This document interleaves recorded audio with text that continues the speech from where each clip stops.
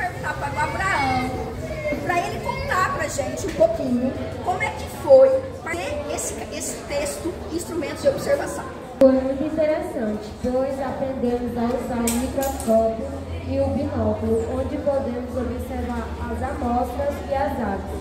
Também visitamos um site para visualizar imagens de telescópio da NASA. Foi uma ótima experiência para todos nós. Eu queria que você contasse um pouquinho para a plateia como que foi a experiência de fazer o texto viajando pelo mundo sem sair do lugar. Foi muito Isso! Agora sim. celular para montar quebra-cabeças e folheando livros em diferentes lugares do mundo. Além disso, cada um escreveu o nome do lugar que gostaria de conhecer e o porquê. Eu quero perguntar para a Nani, para o Eliésio e para a Fernanda, o que eles aprenderam nos textos das disciplinas de história. Nós aprendemos a diferença entre nomadismo e sedentarismo. E será que o pessoal aqui sabe o que é nomadismo e sedentarismo?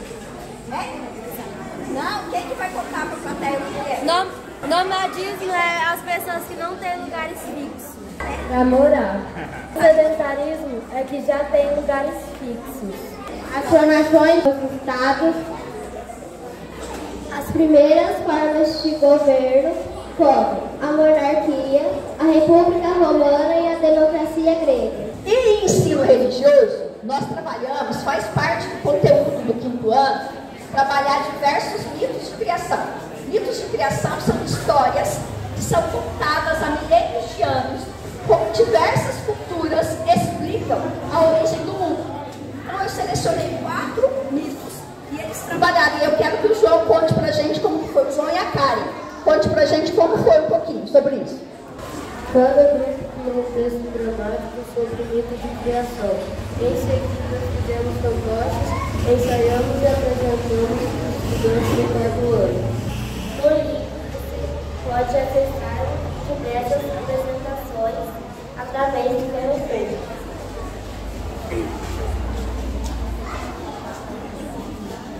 E o livro didático de língua portuguesa também pede para fazer diversas produções. Então, se vocês já folhearam os livros didáticos dos filhos de vocês, vocês viram que todo fim da unidade tem lá uma atividade de produção de texto. E aí eu quero pedir para o Miguel contar um pouquinho para a gente como é que foi isso, esse trabalho com o livro didático dentro do projeto.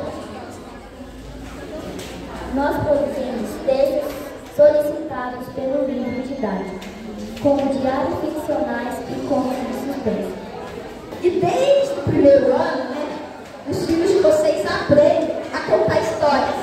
Histórias de contos de fada, que é o que a gente chama de textos narrativos. E eu quero pedir para o Pablo e para a Soraya contar para a gente como é que foi esse processo da produção de textos narrativos. Nós sempre fazíamos um rascunho do texto, revisamos junto com a professora e passamos a limpo no caderno. Depois, nós digitamos no netbook e aprendemos a formatar o texto. Então, gente, quando chegou julho, eu tinha um problemão nas mãos.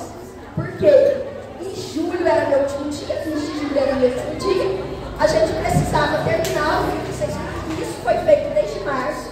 A ideia inicial era que eles ilustrassem todos os textos na aula de arte.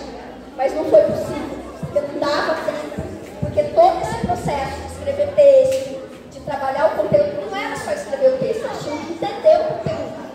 Além disso, a gente precisava trabalhar outras coisas que não era só o projeto. Então, eu faço uma pós-graduação lá em São Paulo.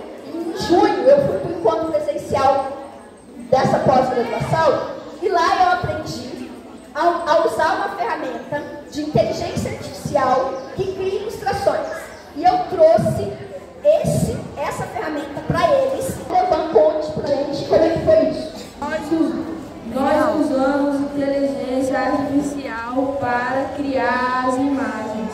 Então vocês vão ver daqui a pouco que o nosso sonho era dar um livro para cada criança da escola, mas infelizmente não dá, porque fica muito caro de ser todo colorido. E as imagens que eles criaram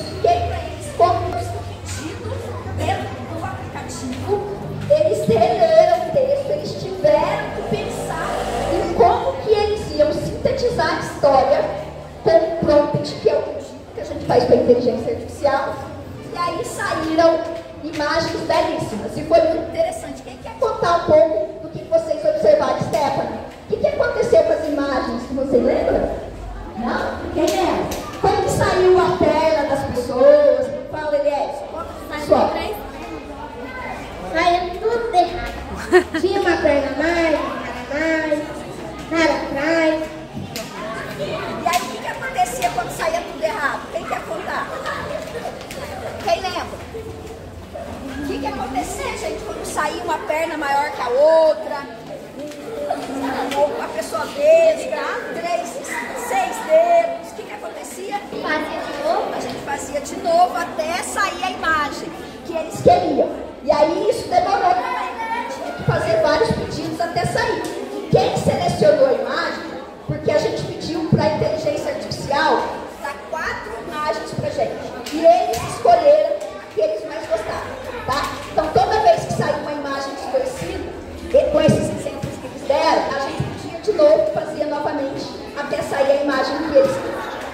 E por último, o último capítulo do livro